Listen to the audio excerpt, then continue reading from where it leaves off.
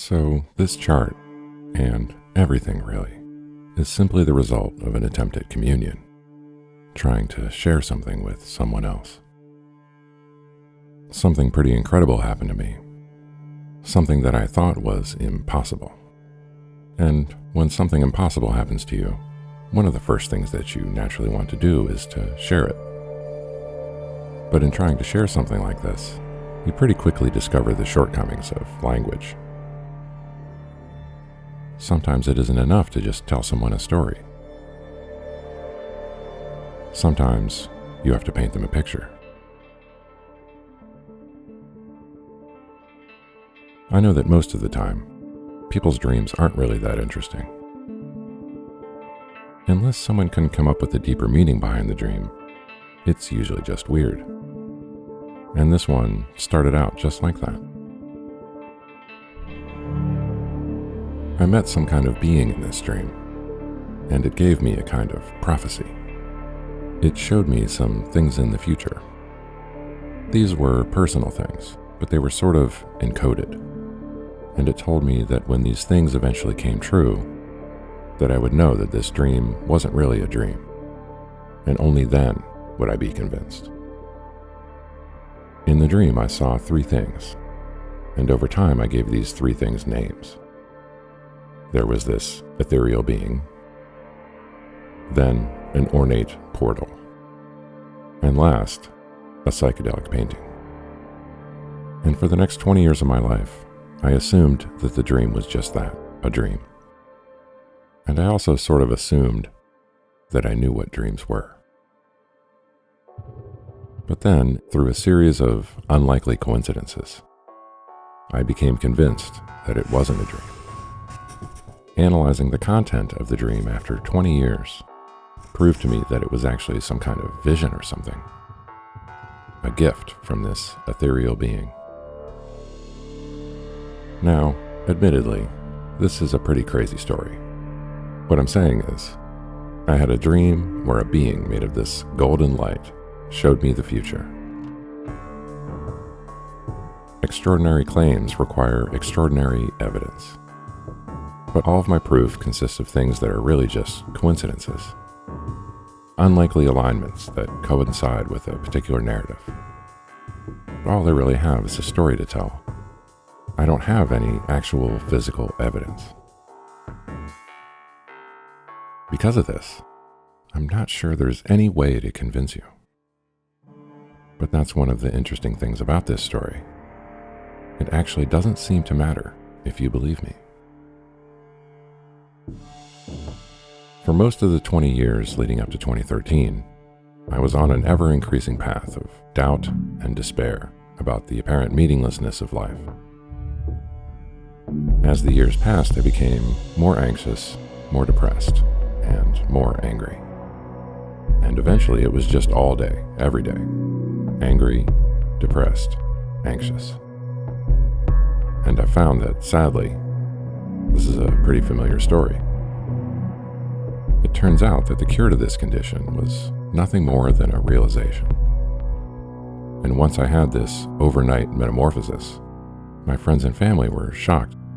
People don't usually see something like that, this sudden shift in someone. And everybody asked me, what caused this miraculous change?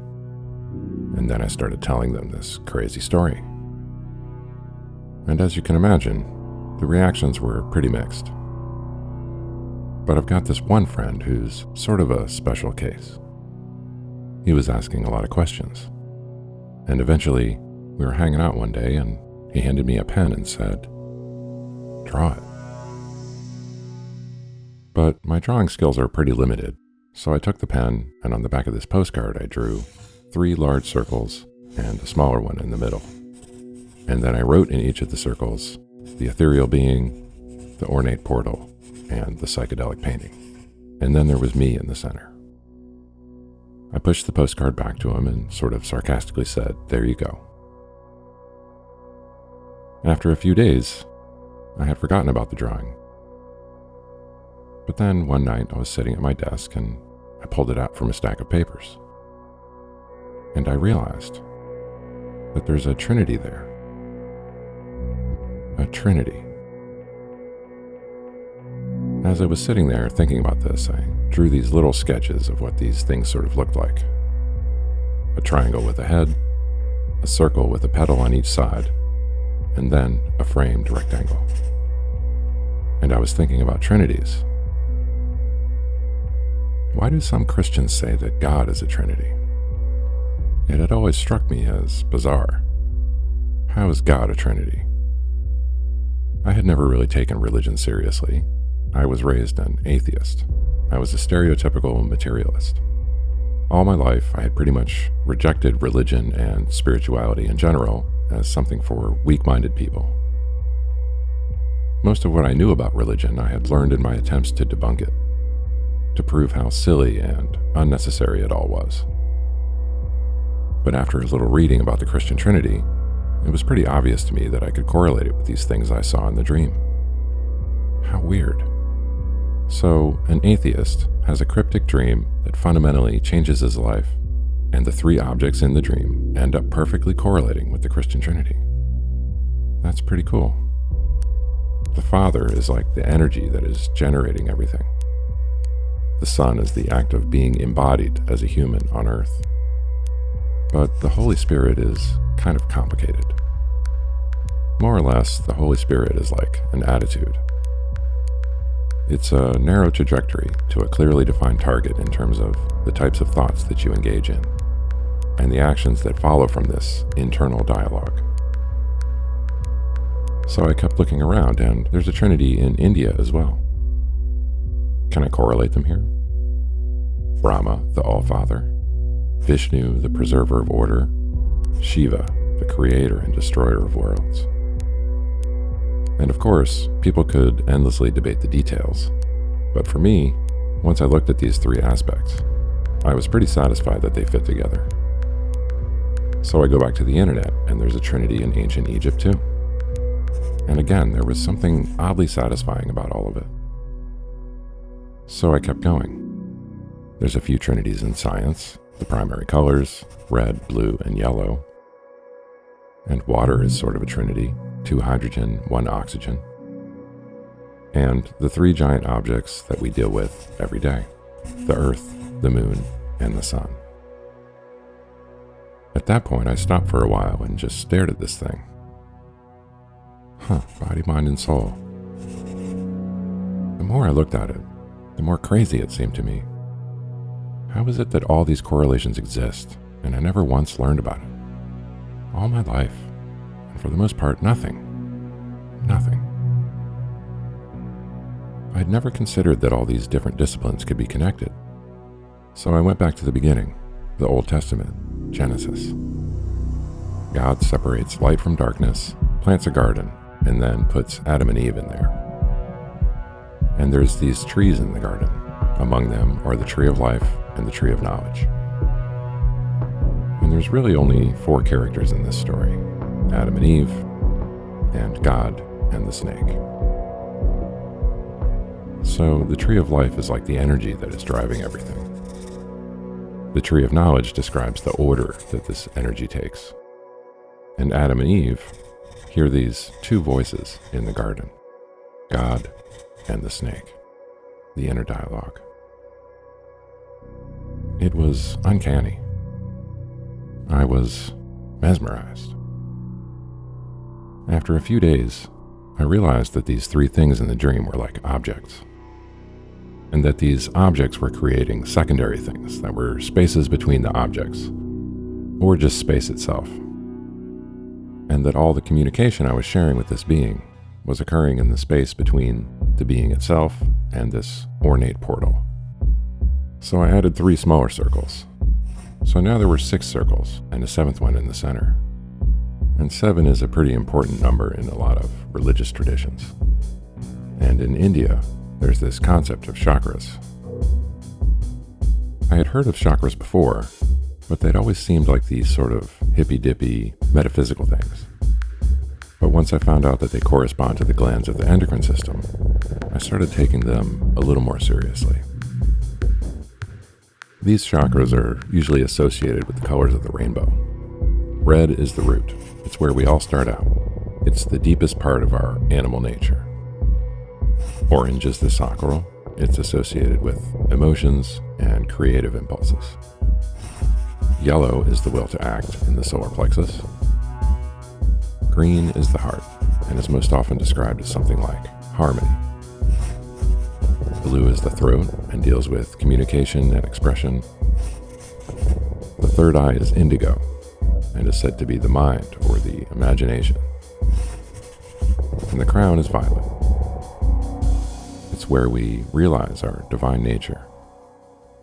It's when we truly know something. During this dream, when I was in this place, I was filled with joy and peace, serenity, or harmony, balance. What about the others?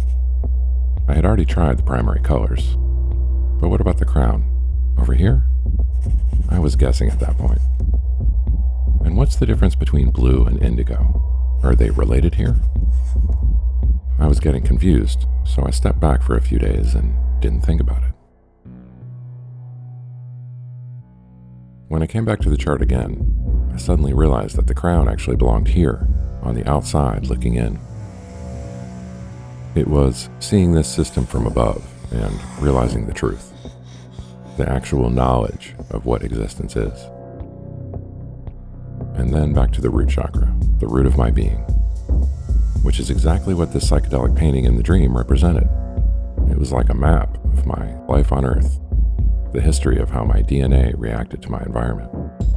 So there's the root, and the ethereal being was made of this golden light. So I put the solar plexus there. Once I saw that, I started playing around with other things, sort of fundamental dualities in nature. Hot, cold, day, night, awake, asleep, being alive, being dead. But putting the throat and the third eye together was bothering me. Maybe they go like this. That means the sacral goes here. But with the crown on the outside, now there's a void down here at the bottom, with nothing there. What's that about?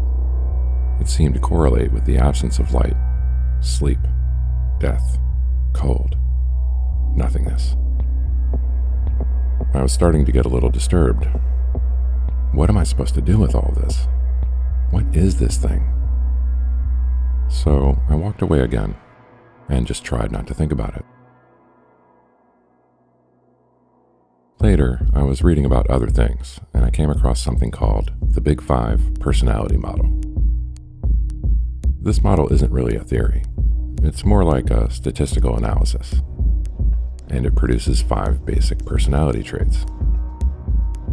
There's conscientiousness, openness, agreeableness, extroversion, and neurosis. It's helpful to think of them like different dimensions of your personality. And I couldn't help but wonder, how well do they fit into this chart? They couldn't, could they? Does this thing contain everything? The first thing I noticed was that conscientiousness is sort of like how orderly you are. If you're high in this dimension, you're responsible and reliable. It's like you're in tune with the tree of knowledge, the process that drives the order of the universe. Then there's openness, and this is your inner world. How open-minded are you? How comfortable are you with new ideas? If you're high in openness, you're curious and creative. You thrive on going out into the unknown. And your level of openness is in a kind of tension with your conscientiousness. If you're too orderly, you're really concerned about boundaries, so you can't be that open to new ideas. And if you're too open-minded, you want to tear through boundaries, so it's hard for you to be conscientious. And these other 2 traits operate in tension as well. And where the first 2 are more personal, the next 2 are really social dimensions. Extroversion is like how socially engaged or outgoing you are. And it relates to agreeableness in terms of your reaction to what's going on in the culture around you. If you're agreeable, you put a high value on getting along with others, on communion. And in most cases, you won't risk confrontation. And these two traits pivot at the bottom with the trait neurosis, or your sensitivity to negative emotions. If you're neurotic, you're pretty sensitive. There are things that bother you. It's like there's something missing, or there's a question. But what about up here? Well, this is how you act. It's how these traits combine and determine what you do in the world. It was so weird to me that these things could align so perfectly. So I stepped back again. I realized that there was a story being told here of an object and a space which the object exists in. Space, the mother, and energy, the father, and the order that the energy takes, the son. And I started noticing other things that kept reminding me of the different religious stories I was sort of rediscovering. Like Adam and Eve being kicked out of the garden. It seemed like everywhere I looked, things kept popping in there, and everything just lined up. It was like it was some kind of map of reality, a symbolic representation that corresponds with everything. It was bringing up all sorts of questions, like, what's the Star of David doing there? And why does that same symbol show up at the center of the chakra system? Are Hinduism and Judaism related? Then I found this thing called the E8 model. It's a diagram that some physicists think might be the key to some kind of theory of everything. And all these things seem to be based around hexagons. They seem to be everywhere. So I kept asking questions. What is this thing? Is it useful? And then at some point, I was looking at the chakra symbols and I saw it. The ethereal being. The ornate portal. The psychedelic painting. So I go back and try to explain all of this to that same friend who asked me to make the drawing in the first place. And he gives me this look and says, "We should put it in the computer." And I was thinking, if I'm going to do this, I should do it right. Start with something simple. What's the simplest thing? Then another, and another. I've seen this before. There's this thing called the flower of life.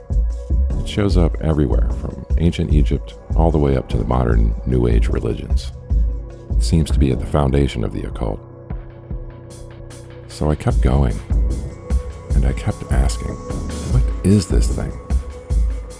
And eventually, I hear this voice in my head, but it's sort of like a voiceless voice, and it says, "It's the shared story." And I'm looking at this thing and I think, it looks like a crown of thorns. And then I know what I have to do.